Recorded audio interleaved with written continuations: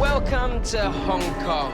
Hong Kong is the home of my family and has some of the best and most vibrant foods in the world. From Dai Pai Dongs to dim sum and roasted meats to sizzling buns. I've always felt connected to my heritage and my culinary journey. What better place to bring some of my good friends as we cook, meet people and have a laugh in the city that made me fall in love with food. Welcome to my Hong Kong kitchen.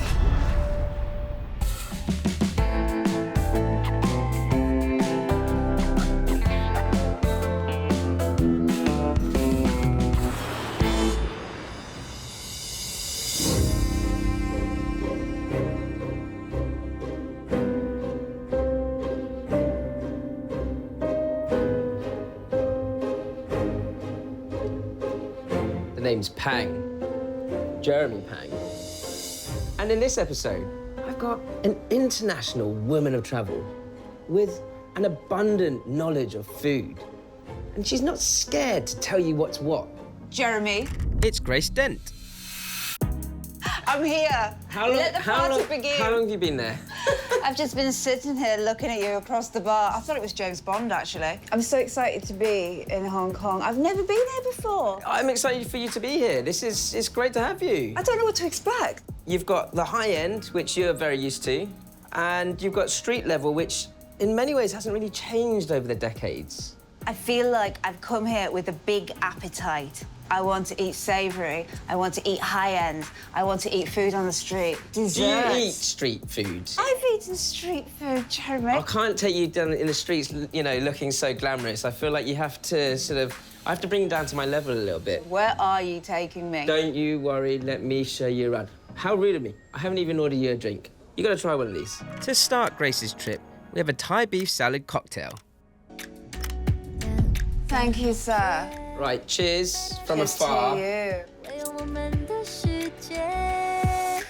Whoa. How's that? I'm really in Hong Kong now, aren't I? Yeah. I can't feel my cheeks. Is that normal? Maybe we need to get you something sweet and baked. Thank you for inviting me. After a quick change of clothes, it's time for Grace and me to head into Central for one of my all-time favourite drinks, a sweet iced tea.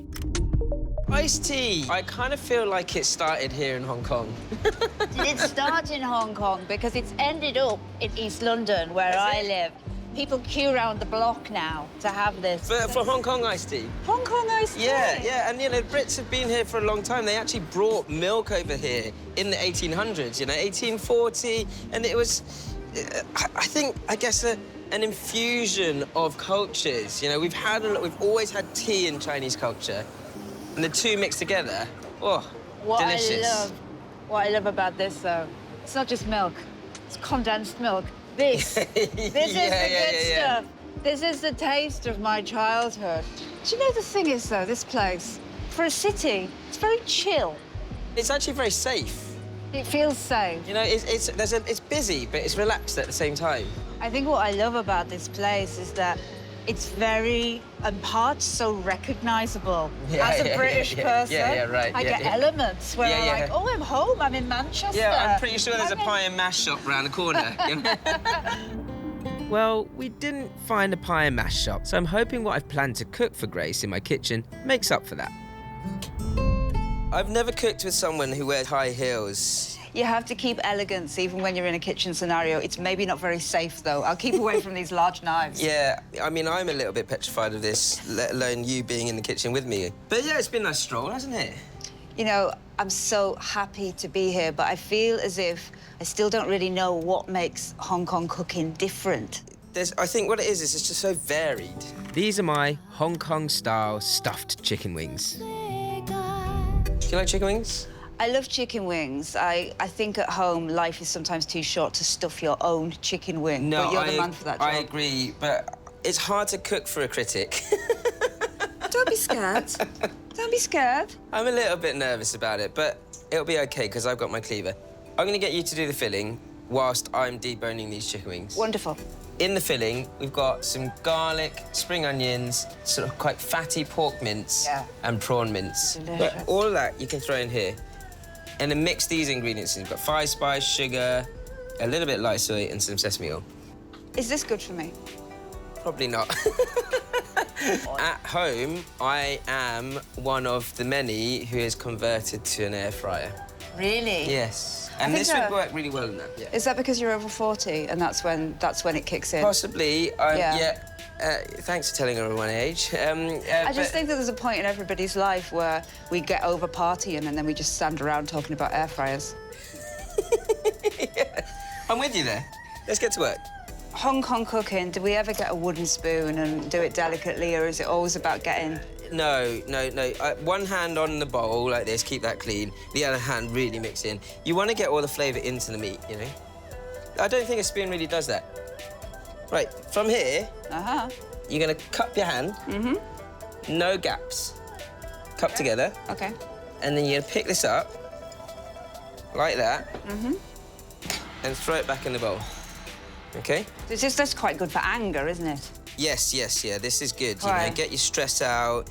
OK. Does that make sense? Yeah, I'm thinking about the person that lost my parcel the other day. Right. Have faith. Bowl on the surface. Bowl on the surface. Slam it down. Whoa! Good. More noisy. It's like Does that feel therapy. good? Got Grace smiling. Oh, how many times can I do this? At least 10. Oh, let's do Right. it. Let's do it. While Grace continues with her meat slamming therapy session, I'm deboning the chicken. To do this, I make a 360-degree cut around the tip of the wing or drumstick, aiming to release the meat from the bone.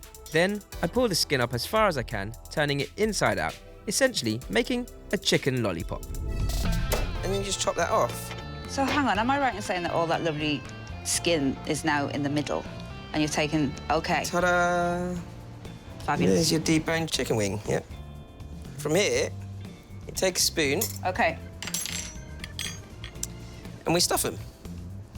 All right, so you got your meat, about a teaspoon OK. of mix, should be able to go inside, like so. And as long as you can kind of close it back up, you're pretty good. Stuffed chicken wing. This is deeply odd. This is a very peculiar sensation. I can't get the beautiful innards to stay inside. Yeah, you're doing a terrible job. The whole. But it's okay, How you dare keep- you, sir? I'm just gonna get in there with the teaspoon. If I was writing a review of me right now, Right, yes, this is She's- actually really interesting. she's yeah. made a right pig's ear of this. I think I've been too polite in my stuffing of the wing. I feel like you have as well, but Yeah, I I've think been they'll too taste good, I promise you. There is a lot of pressure when you cook when you're a critic. Yeah, there should be. You cook what you cook. How do you think the chefs feel?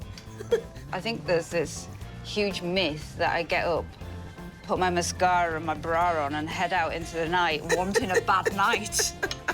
I do read your reviews. Do you? Yeah, and I read Jay's as well. Who's that? Yeah. With our chicken wings stuffed to the best of our abilities, it's time to coat them in my infamous batter, used in all my favourite Chinese dishes. Simply add cornstarch, white pepper and salt. Then give it a quick mix. Generously coat the wings, make sure they're fully covered. If there's one thing to take from this recipe, it's this. Okay, look, once you've got all of the wings in, at that point, you know, you want to give it about 30 seconds and then bring the heat down.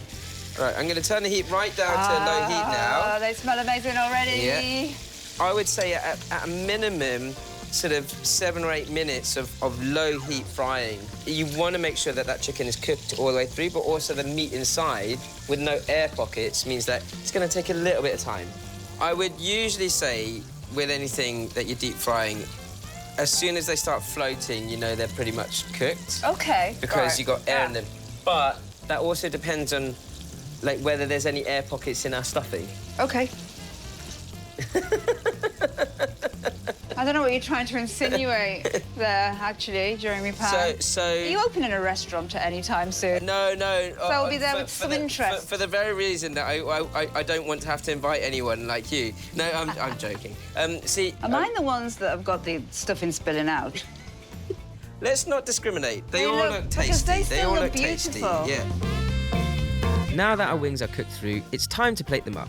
Serve with the plum sauce, a bit of chili oil, and of course, some spring onion to finish. Let's have a little taste. So I'm picking it up. Because there's no bone in it, you can just go for it. Mmm. I'm trying to watch your eyes and your facial expressions to see whether... So good. Is it good? Oh, Yeah? absolutely beautiful.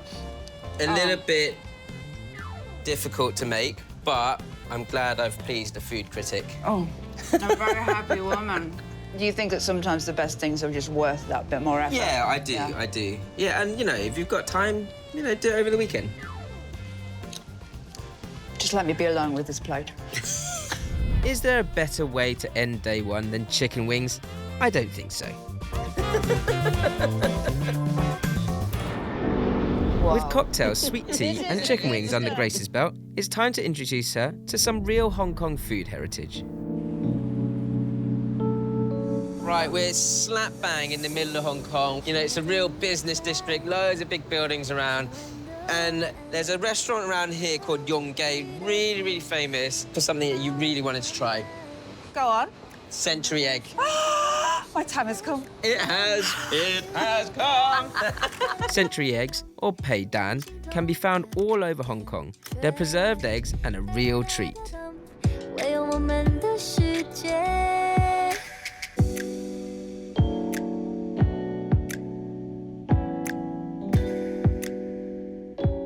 We've come to Yongay especially to try this here, which is pei dan in Cantonese, century egg. I don't actually know how this is made. What do we do to the egg to make it go this color and texture? So first, we select a very high-quality duck egg first, and then coat it with a mixture of clay, rice hulls, quick lime, and then salt, Okay. and then tea leaves. And tea leaves. Yeah.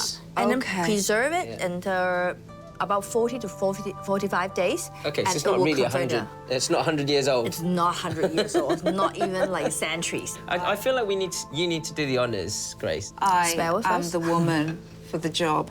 Now, as a northern woman, I did eat a lot of pickled eggs. That's right, hang. Oh, Whoa. oh, I don't want to spoil Do you want to it. use a spoon? Can I apologise on behalf of Britain for how I've treated this delicacy just for a moment there? I'm so sorry. I'm going for the nibble, but not the bite. Yes. Oh! That's very nice. Oh, yeah, good. I'm glad. Can I eat now?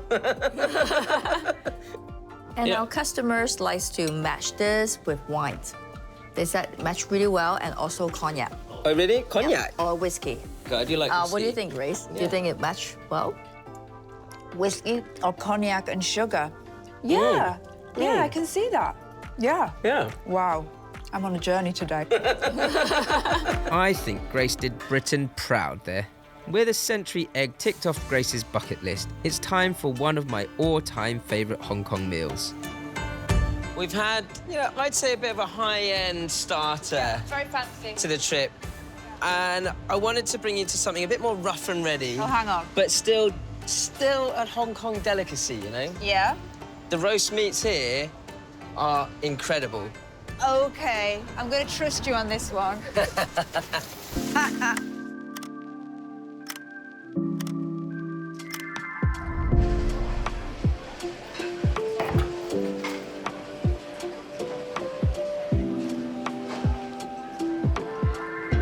This place is awesome. Yeah. As you can see, known for this, for the roast meats. Yes. And the classic way to eat is essentially like, if it's just one person, like you can see a lot of people come in, just one person. Yeah. The guys ask you, what two meats do you want on your bed of rice? With Yeah, a little slither of vegetable. Not a lot of vegetable. I It's usually all want an about egg. the meat. Yes, it is. If there was one smell of Hong Kong, Yeah. it would be this. I love that there are just people sitting around by themselves. That is Yeah. a sign of a good place. It's just a canteen. To be honest, I know you're my guest, but I'd rather you not be here. I'm Am I cramping your style, Jeremy? A couple of the dishes I've ordered are the roast goose, because I think it's something that you should try. Yeah. It's like the big brother or the big sister of your duck, your roast duck. And then suckling pig is quite a speciality of this place. And we usually have that with what we call team Yong, which is like a sweet sauce. Yes. Look at that, more food. Thank you. Okay, so that's the roast goose.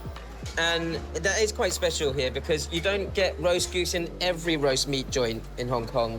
And then we've got the suckling pig here, which has a really crispy skin, but the colour comes from a mix of maltose, it's like a thick honey, and red vinegar. Now the chicken, this isn't roasted. Okay. This is poached in soy sauce. Yeah. So let's go for the goose first. Right, hang on. And that goes well with this sort of plum sauce here. Thank you.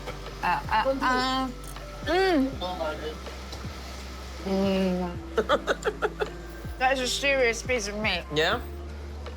Yeah. I love the skin. You like the skin? The skin's very good. Yeah. Let's try the eat crispy now? pork. This goes with the sweet sauce, sweet sauce. So you're calling that sweet sauce? Yeah, it's kind of like What is hoisin. it? It's like a cross between hoisin and dark soy sauce, yeah?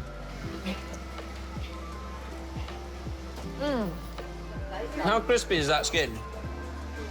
So ridiculously crispy. Now the chicken, this goes with the ginger and spring onion oil.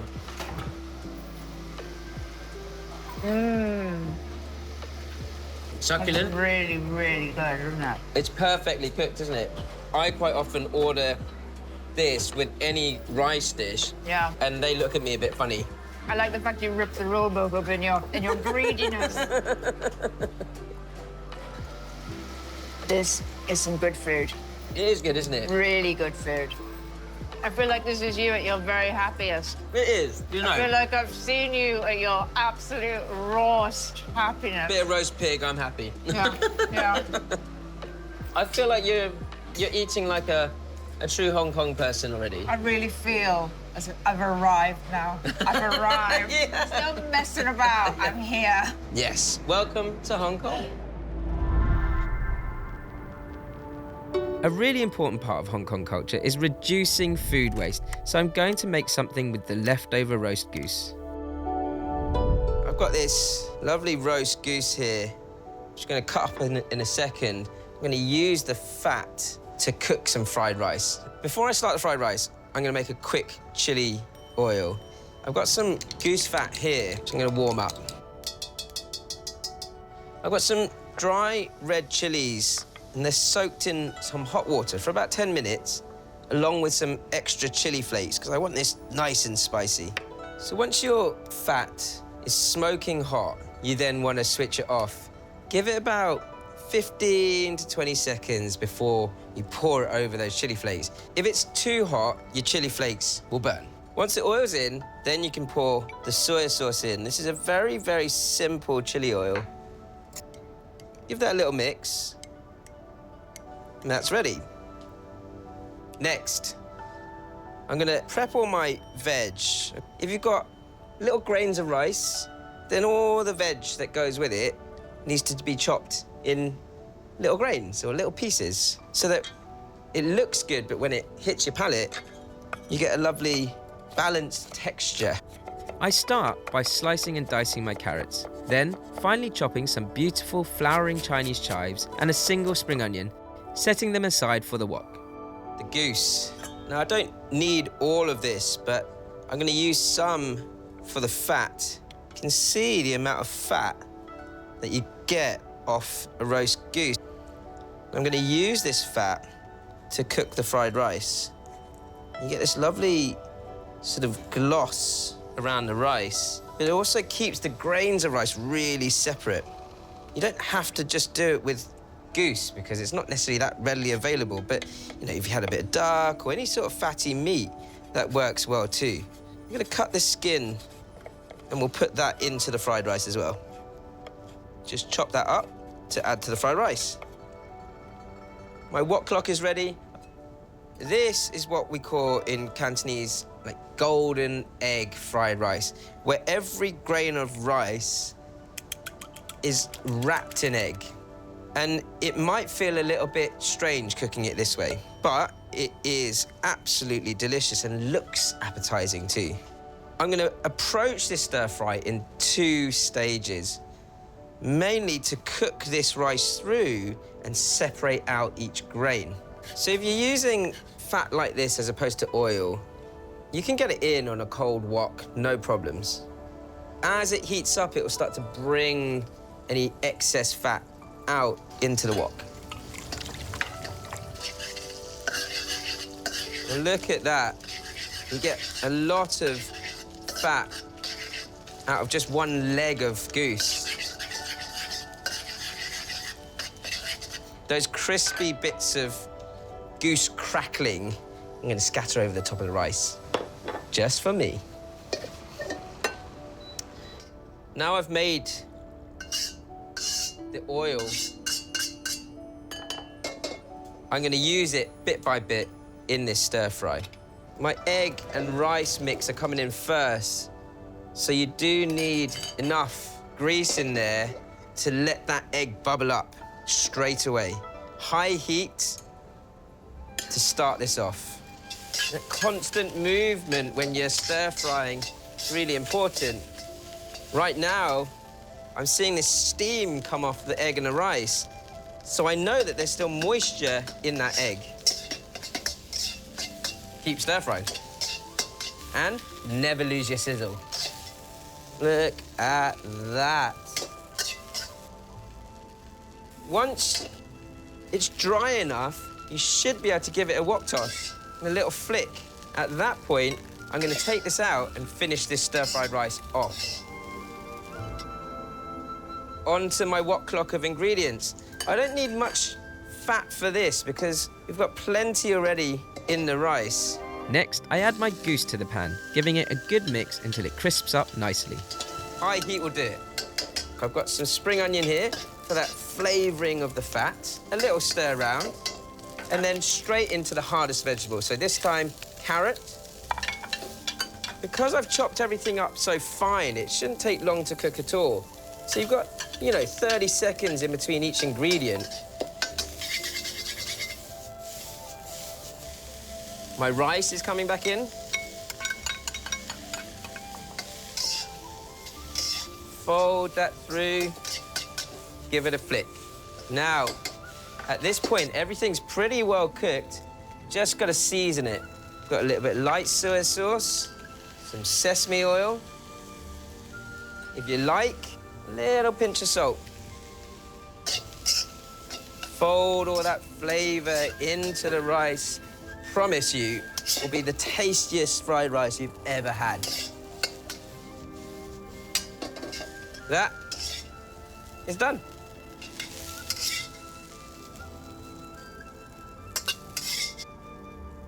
Those crispy bits of goose fat. And there it is, my goose fried rice. Best to try it when it's hot. A little bit of chilli.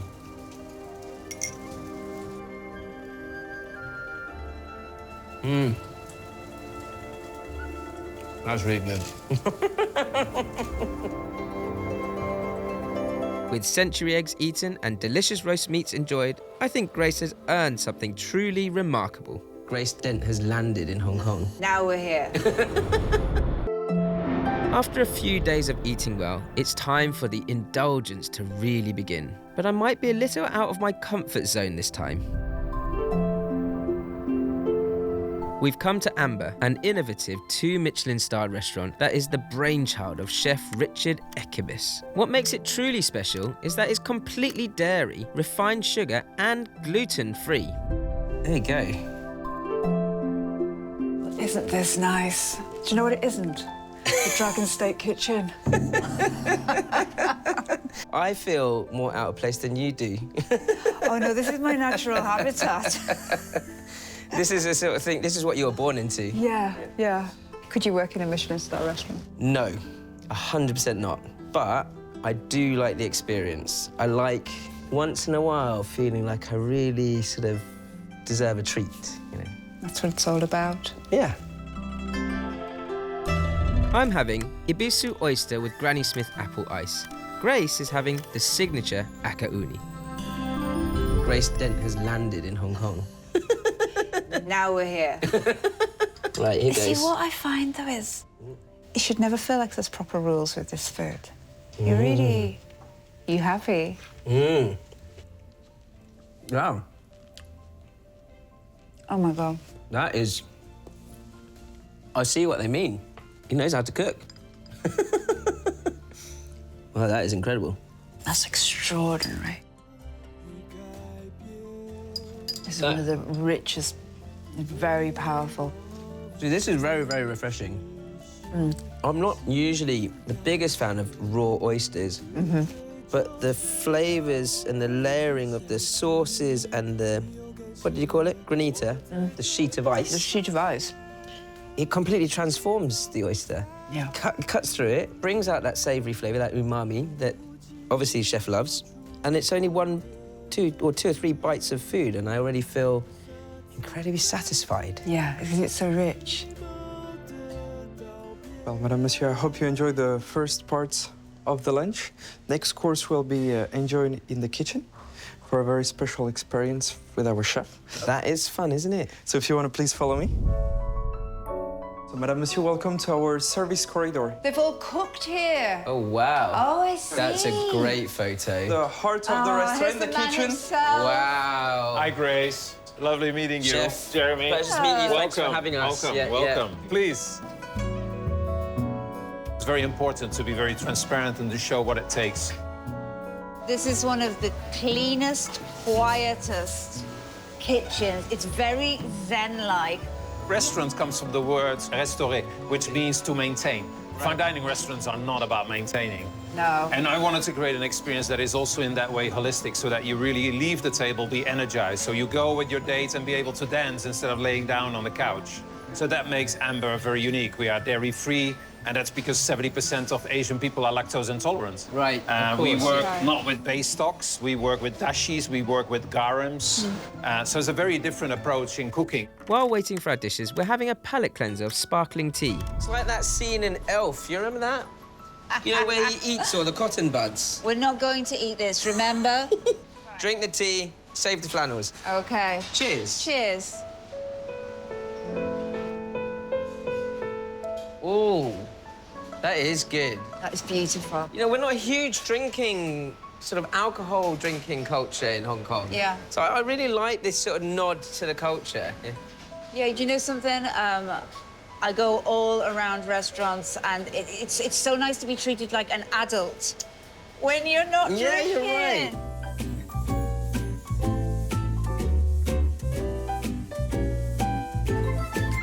Our two dishes are Kimari squid and Normandy scallops with white Alba truffles. I can't wait. Do you think you'll be able to eat all that by yourself? No, well, I might struggle. I think I could try to live your lifestyle a little Do you want bit to more. be my apprentice? I would love to be.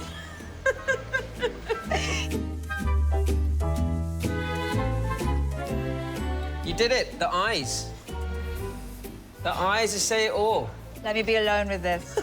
Okay, all right. Enjoy the moment. Yeah, this is very special. Yeah. Chef, I hope you enjoy the experience. this has been incredible. Thank you for letting us into your world. Yes. My pleasure. Yeah. It's been great just watching it, learning from you, seeing how it all works. Thank you. My pleasure. I'm not one for Michelin stars, but the stars are here. Yeah, and that's what I love about it. Agreed, Yeah. agreed. Jeremy, do we really have to go back out into the normal world? I'll leave you here. See you later.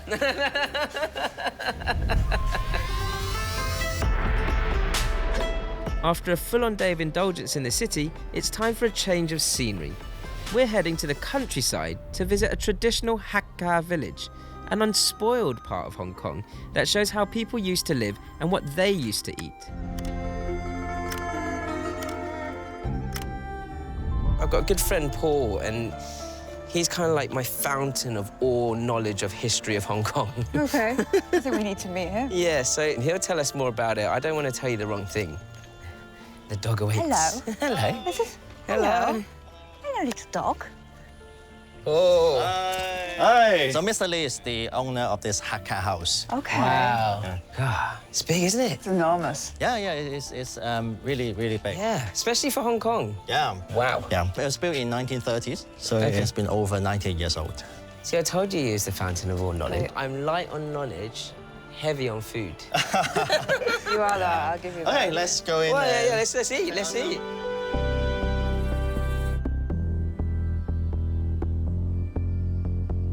Hello.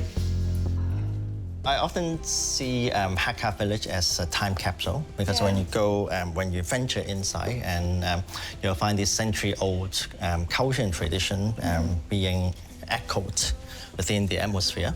Do you think showing us food is a good way to show us how how people live? Yes, definitely. Yeah. Hakka people, they need to work very hard in the farm, and therefore the food tends to be with very strong taste, Yes. salty, Yeah. and also they will use every ingredient they can find. Mr. Lee also brewed their own yellow wine. So, what do Hakka people say when they go to have a little drink? It's like young boy. 飲嘅時候佢會講咩㗎？ Good happiness, good health. Let's drink. Yum Young boy. Young boy, young boy, yeah. Ooh, it's quite plummy. It's Oh, I'm ready to eat. Let's eat, let's eat. I think it's cooking. Oh, okay. Okay. 好啦，咁啊，麻煩村長幫我哋。 Why do you think it's called elephant ear? While Paul entertains us, Mr. Lee finishes cooking his traditional Hakka feast. Look at that. Oh, thanks. Yeah, that's it. We're in Cantonese, we say "sik fan." Sik fan. Sik fan. That's like bon appetit, you know. You this one? Yeah. Okay. Oh, thank you. Yeah, that's really good. Hakka cooking to me is quite light. The wine is so pungent. It's so unmistakably boozy. And I can feel my cheeks flushing. Whoa, even the soup's got some kick to it. You know? It's got some. Yeah, there's very strong aroma. There's a refined nature to the cooking process as well that is not often talked about. Yeah. As a person of your status in your job and what you do, how does it make you feel? It makes me feel quite emotional and honoured because I feel like I've spent all of my life being told when I've seen Hong Kong food in Britain, this isn't what people really eat. I thought, well, what do they really eat? What do they really eat? Yeah. And now I know. I feel honoured too. This is really a lovely meal to have together. Yeah. Thanks for introducing it to us, Paul. And I understand your feeling. I like cooking for people. I also like eating, but there's a certain joy when you feed others and you see a smile on their face. Yeah. When you talk too much, it sort of dishonours the food a little. So if we can, just take a moment of silence. You two are very funny. You are so funny. From high-end dining Not going to eat this, remember? to Hakka villages, what an amazing time we've had. And it's giving me a great idea for Grace's final feast and a little treat for her too.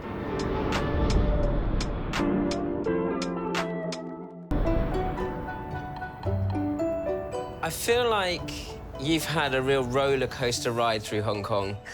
Jeremy, I'm absolutely exhausted. I feel it's been so wonderful. Yeah, it has been wonderful. It's been lovely having you here. I've got one more thing for you to do. Go on. Mainly to get you out of the kitchen, because I've seen your cooking skills. I tried so hard. No, but really, I'd like to cook for you. Okay. So, whilst I'm cooking for you, I've arranged a nice tea tasting for you. Well, that befits Gracie. It does, doesn't it? Yes. And it's apparently very, very sophisticated. Okay, lovely. You go and enjoy yourself. I'm going to cook for you. Are you sure you don't want any help? No, you're fine. Have a lovely time.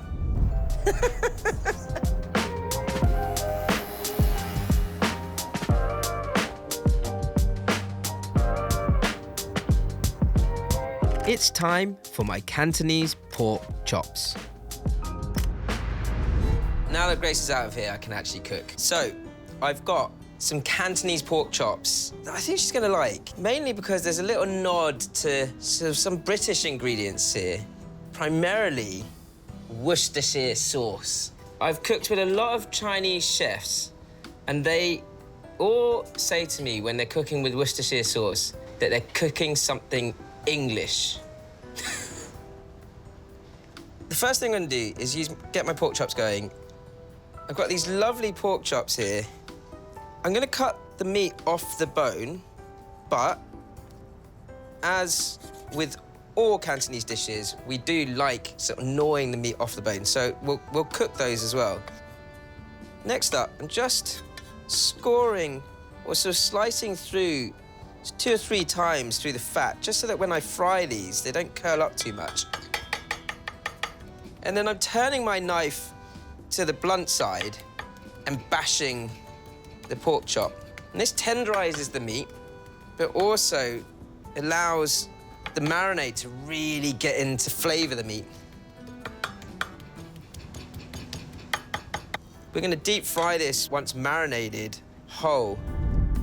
Once the pork is prepped, we can begin to marinate it, starting with light soy sauce, rice wine, sesame oil, salt, white pepper, sugar, and cornstarch. Then adding a few fresh ingredients, peeled and finely chopped ginger, garlic, and spring onion. Now, everything for my marinade is in the bowl. You just need to give it a good massage through. You want all the flavor in the meat, not in the bowl. You should end up with almost this slightly creamy texture around the edge of the meat. And that's when you know you've got the right amount of cornstarch in the marinade. You want to let that sit in the fridge, minimum an hour, best is overnight. While the meat is marinating, I've sent Grace across town to experience a modern twist on a Chinese tea ceremony. I think she's earned some tranquility.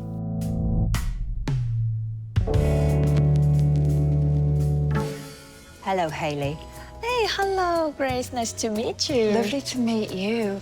What is happening here? Have you ever seen the Chinese tea ceremony before?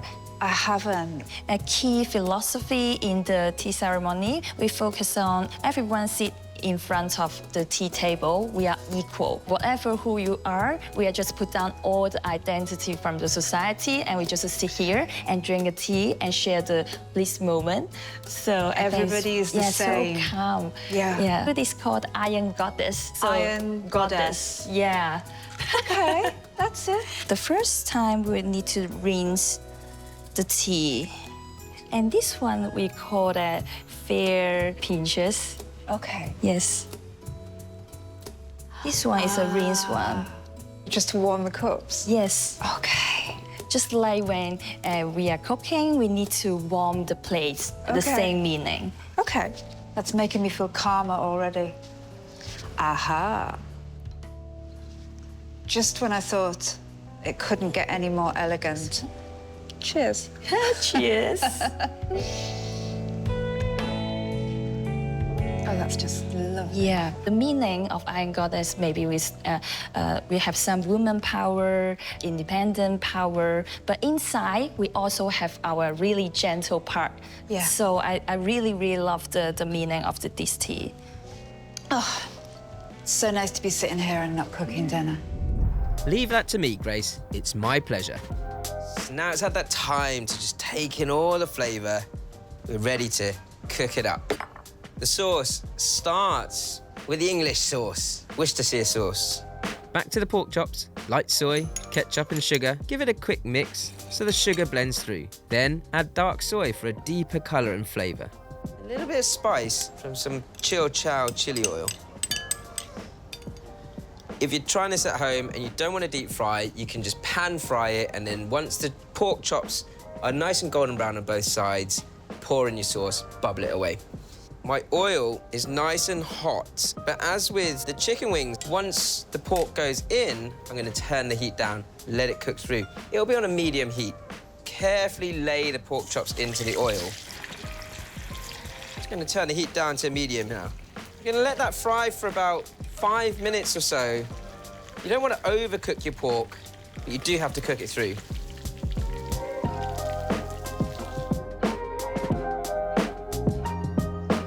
And the reason why I fry them whole is to keep the meat as succulent as possible before I finish the dish off. I mean, you can see how succulent that is. From here, all it takes is a quick flash fry in the sauce. Smoking hot oil, onions in, shimmy them around the wok, and when it's really, really smoking hot, then I'm gonna pour the sauce in. Don't stir it. Let it do its thing. You want it vigorously boiling so you see bubbles all the way through to the center of that wok. Now that it's vigorously boiling all the way through, my pork can go in.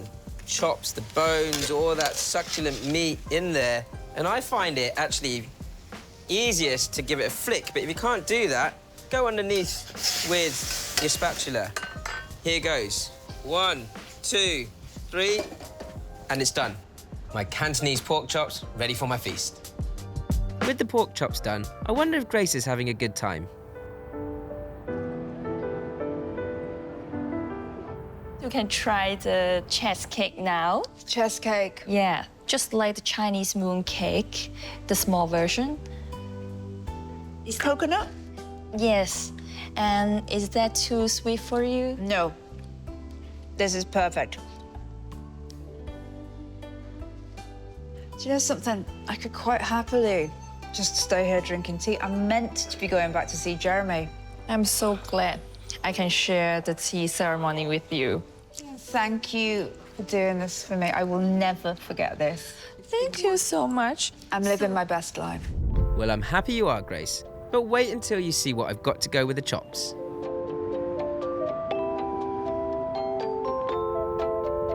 It's my mango and pomelo sago. Got some rock sugar here. And I'm gonna melt that with some water. Once your water is boiling, that rock sugar will melt pretty quickly. The sago can go in. Give that a little gentle stir. Let it simmer for about 15 to 20 minutes. While that's simmering, we can prepare the fresh fruit. We want to cube our mango and then blitz it into a smooth mango puree. At this point with your sago, that's had about 15 minutes. Switch your heat off, cover it with a lid, let it sit for another 15 to 20 minutes, and it should get even more jelly-like and translucent. My sago's had its 15 minutes and it's completely clear. Look at that, jelly. What you want to do is separate out the jelly with some cold water. Really cool the tapioca pearls down. As they cool, you'll get separate balls of tapioca, and that is what we're looking for. You can also just run it under the cold tap until all the jelly cools down nicely. Once you've separated them out and they've all cooled completely, they turn a bit more white again. And that is when it's ready. Now that our sago is ready, the last step before serving is our pomelo. If you can't find pomelo, you can substitute it with any other juicy fruit. Setting the rest up is easy. We start by evenly dividing up the mango puree, followed by a couple of spoonfuls of sago, a little coconut milk, a few chopped mango pieces, and finally our pomelo chunks. Nice, quick, easy dessert. You can whack that in the fridge until you're ready to serve with a scoop of mango sorbet.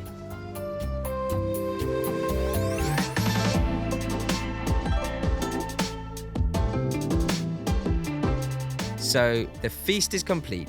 To go with the pork chops, I have flash-fried pea shoots and my sago mango sorbet, finished with sparkling tea, all ready for Grace's return.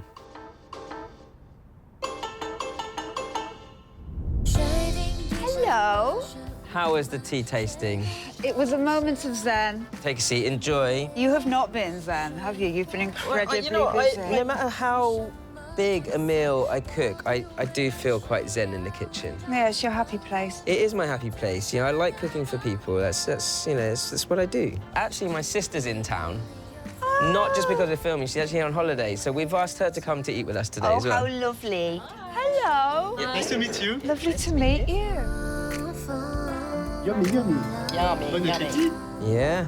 How are your chopsticks feel, Grace? Try to attempt to eat the It was the delicacies. paydan. A 1,000-year-old egg with chopsticks. They're very slippery little things. Welcome to Hong Kong. Hong Kong was never on my list of places to go to. There's been some enormous highs where I've just felt so incredibly lucky.